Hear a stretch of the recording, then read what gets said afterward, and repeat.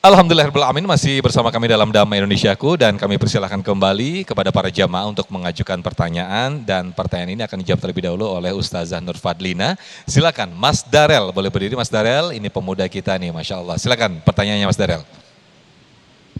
Ya sudah nyala Mas. Ya udah nyala. Oh, ya. Bismillahirrahmanirrahim. Assalamualaikum warahmatullahi wabarakatuh. Waalaikumsalam warahmatullahi wabarakatuh. Nama saya Muhammad Darel Adli Ginanjar. Izin bertanya Ustazah, bagaimana sih cara mengatasi para remaja-remaja yang sudah jarang sholat 5 waktu atau mengaji, di mana pada zaman sekarang mereka sudah terikat dengan teknologi, terutama teknologi gawai. Terima kasih. Baik, akhirnya dengan teknologi gawai terlena tuh ya sholat 5 waktunya ya, Masya Allah. Silakan, terima kasih Mas Darel, boleh duduk kembali. Ustazah Lina silakan. Bismillahirrahmanirrahim. Kemajuan teknologi, kemajuan digitalisasi memang hal yang nggak bisa kita tolak lagi ya untuk saat ini. Bapak, Ibu, udah nggak bisa nih kita anti-anti sama handphone gitu kan, anti-anti sama kemajuan teknologi lainnya, apalagi generasi-generasi sekarang pasti sangat menikmati dengan kemajuan teknologi yang ada, pasti sangat senang dengan handphone-handphonenya masing-masing. Nah maka kemajuan teknologi yang ada itu dimanfaatkan dalam hal-hal yang baik, dimanfaatkan untuk hal-hal kebaikan. Apa nggak boleh main game? Apa nggak boleh main medsos? Boleh. Tapi seimbangkan juga dengan hal-hal kebaikan. Saya pribadi, anak-anak saya di rumah, itu kami masih main game, masih bermain medsos. Tapi kita seimbangkan dengan kewajiban-kewajiban dunia, kewajiban-kewajiban yang disyariatkan oleh Islam. Maka untuk mengatasi kecanduannya, untuk mengatasi bahkan sampai lalai gitu terhadap syariat Allah karena kemajuan teknologi, karena gawai kita masing-masing tadi. Nah mungkin sedikit tips yang saya sharing untuk adik-adik, untuk teman-teman, untuk hadirin rahimakumullah dan pemirsa TV One. Mungkin bisa pertama kita cari atau bangun komunitas yang baik. Kan sekarang banyak tuh kajian-kajian baik online maupun offline atau media-media pengembangan diri yang baik. Supaya kita nggak fokusnya sama gadget kita aja, fokus sama komunitas-komunitas yang baik. Kedua, kalaupun memang kita menghadapi gadget terus-menerus, mungkin karena kita sambil kerja, sambil kuliah dan lain sebagainya, maka prioritaskan, dimanfaatkan untuk hal-hal yang baik. Jika ada trigger-trigger atau ada pemancing-pemancing ke hal yang membuat kita jadi kurang bersyukur nih habis lihat medsos gitu kan, habis mantau medsos, habis lihat-lihat di Facebook, di WhatsApp, di Instagram, di TikTok, kemudian membuat kita jadi semakin lalai, maka itu ada fitur filter, ada fitur block. Nah itu untuk membentengi diri kita sebenarnya. Jadi semuanya terpulang kepada diri kita sendiri. Bagaimana kita mengontrol diri kita sendiri dengan fitur-fitur yang sudah disiapkan juga sebenarnya oleh kemajuan teknologi. Jadi kita bisa filter, kita bisa blok hal-hal yang mungkin kurang bermanfaat, hal-hal yang mungkin nantinya akan membawa madorot bagi kehidupan kita. Follow lah gitu, komen lah terhadap akun-akun yang memang baik, ikuti akun-akun yang memang bermanfaat bagi kehidupan kita. Kalau kita anggapnya akun-akun tersebut akhirnya membuat kita mudah menyerah, membuat kita kufur nikmat Allah, membuat kita lupa untuk bersyukur, apalagi lupa untuk menjalankan syariat-syariat Allah, maka tinggalkan. Kemudian yang tidak lupa lagi kepada seluruh generasi, selain kita beribadah, jangan lupa juga untuk sering-sering kita bertaubat. Karena kita nggak akan pernah bisa, nggak akan pernah mampu menghitung dosa-dosa kita sebanyak apa. Dosa-dosa kita seperti apa, dosa kita menggunungnya semana. Maka kalau sering-sering bertaubat, insya Allah nanti kebaikan dari Allah pun akan datang dari arah dan jalan mana saja. Wallahu a'lam bishawab. Amin, terima kasih Ustazah Lina. Kalau bahasa sekarang itu mencari atau memilih circle, begitu ya Ustazah ya, circle yang baik.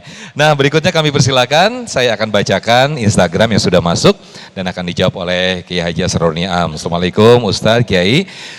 Aku suka kadang maju mundur sama pekerjaan saya nih. Entah itu kadang mau resign atau mau lanjut, sisi lain suka bosan nih Kiai. Tapi satu sisi juga takut kalau melepas pekerjaan ini, sekarang lagi susah punya dapat pekerjaan, udah gitu sering doa, tapi masih suka ragu. Kira-kira hal apa yang bisa saya lakukan selain bersyukur, dan ada doa tertentu yang bisa saya lakukan supaya saya stay dan langgeng sama kerjaan ini, Kiai? Silakan, Kiai. Ya, terima kasih. Ini khasnya generasi Gen Z ini Gen Z. ya, labil itu. Cepat bosen ya. Dapat bosen, dapat satu, kemudian pengen dua, dapat A, pengen B, lihat yang sono pengen, ya memang begitu. Itu fitrah kemanusiaan juga sih sebenarnya ya. Fitrah kemanusiaan kita itu selalu ingin penasaran, kemudian ingin nambah, ingin sesuatu yang baru, itu udah fitrah. Nah, akan tetapi kita diajarkan di dalam ketentuan keagamaan kita untuk punya prinsip. Begitu kita sudah punya azam dan kita meyakini itu sebagai sebuah kebaikan, ya sudah, kita tawakal. Fa idza azamta fatawakkal 'ala Allah. Apabila kamu sudah komitmen, tawakal kepada Allah Subhanahu wa taala. Sepanjang apa yang kita lakukan itu tidak bertentangan dengan prinsip syariah. Tetapi kalau kita lakukan dengan prinsip syariah atau bertentangan dengan prinsip syariah, nggak boleh kita berpegangan. Ya harus kita lepaskan. Kemudian kita mencari alternatif yang lebih bagus. Tetapi kalau barang bagus, kemudian kita pengen yang lebih bagus, yang lebih bagusnya belum tentu dapat, yang bagus kita lepas, itu kayak lebay malang. Nah, melepas sesuatu yang sudah di tangan untuk mencari sesuatu yang belum jelas dapat atau tidaknya. Nah, ini ada peribahasa, kalau peribahasa Jawa itu golek kutuk nyari ikan yang gede, kehilangan ikan yang kecil. Yang ikan kecil yang sudah di tangan itu lepas. Hanya karena pengen ngejar ikan yang gede. Nah, prinsip yang pertama ini bagi rekan-rekan terutama Gen Z ini ya. Yang pertama, kalau mencari sesuatu harus dipastikan itu sesuai dengan passion kita. Kemudian yang kedua itu halal dan tidak bertabrakan dengan prinsip syariah. Itu penting itu. Itu hal yang bersifat prinsip. Begitu kita sudah dapat, kita istiqomahkan. Nah, kunci yang menyebabkan kita sukses itu bukan hanya sekedar kita bisa memperoleh, tapi bagaimana kita memperoleh kemudian istiqomah di dalamnya. Soal rizki itu Allah Subhanahu wa taala yang ngatur. Tetapi kewajiban kita adalah berikhtiar. Ikhtiar itu apa pada hakikatnya? Ikhtiar adalah kemampuan optimal kita mengusahakan sesuatu yang kita tuju menuju jalannya yang benar. Jangan sampai kemudian kita berangan-angan pengen ke Surabaya, tetapi kita berdiam diri di sini saja tanpa ada pekerjaan dan pergerakan. Itu ada peribahasa juga ini, tarjun najata walam tasluk masalikaha. Kamu berharap keselamatan tetapi kamu enggak jalan kepada keselamatan itu. Inna safinata la tajri 'alal yabasi. Sesungguhnya bahtera itu tidak mungkin dia bisa menembus ombak kalau dia ada di daratan. Kan enggak mungkin. Nah, begitu kita sudah yakin, kalau masih ada ragu, ada amalan tentu. Yang pertama istikharah. Ma khaba man istakhar. Enggak akan tertipu orang yang istikharah.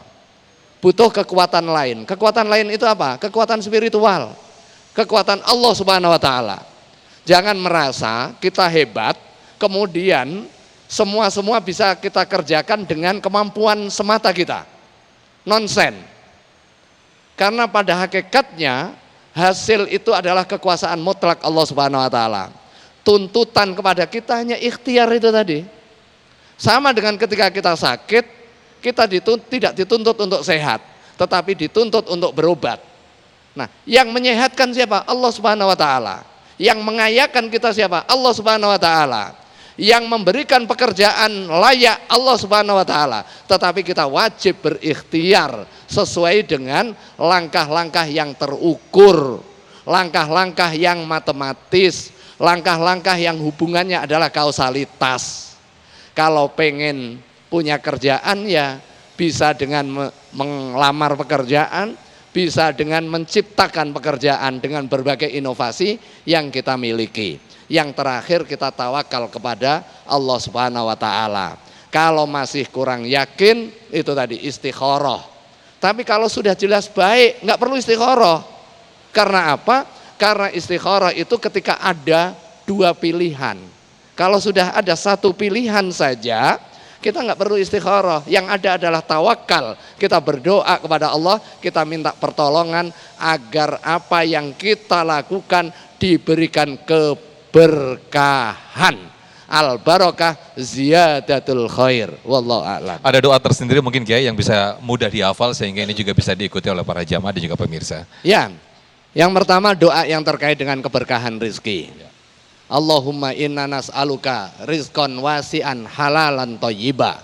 Ini bisa kita rutinkan dan juga kita dawamkan di dalam setiap sholat 5 waktu kita. Bukan soal banyaknya, tetapi halal dan barokah. Halal dan barokah. Barokah itu nyambung dengan Ustazah Lina tadi itu.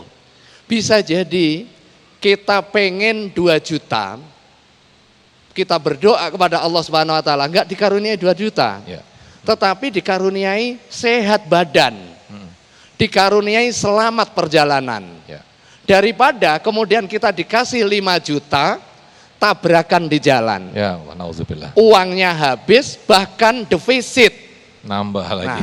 kadang kita ngukur itu dengan logika kita. Sementara logika Allah Subhanahu wa taala mungkin berbeda dengan logika kita. Baik. Begitu sudah ditetapkan, percayalah bahwa ketetapan yang ada bagi kita itu enggak lepas dari qadar Allah Subhanahu wa taala. Baik. Dan qadar Allah Subhanahu wa taala itu adalah yang terbaik jika diterima dengan keikhlasan dan penuh kesabaran. Baik, Masya Allah, terima kasih Kiai Haji Asroni Am, halal dan barokah. Itu yang menjadi caption kita di siang hari ini. Nah pemirsa, di segmen berikut kita akan mendengarkan konklusi ataupun kesimpulan dari masing-masing guru-guru kita, Ustazah Lina dan juga Kiai Haji Asroni Am berkaitan dengan tema kita pada siang hari ini, jangan menyerah, jalan kita masih panjang. Tetaplah bersama kami dalam Damai Indonesiaku.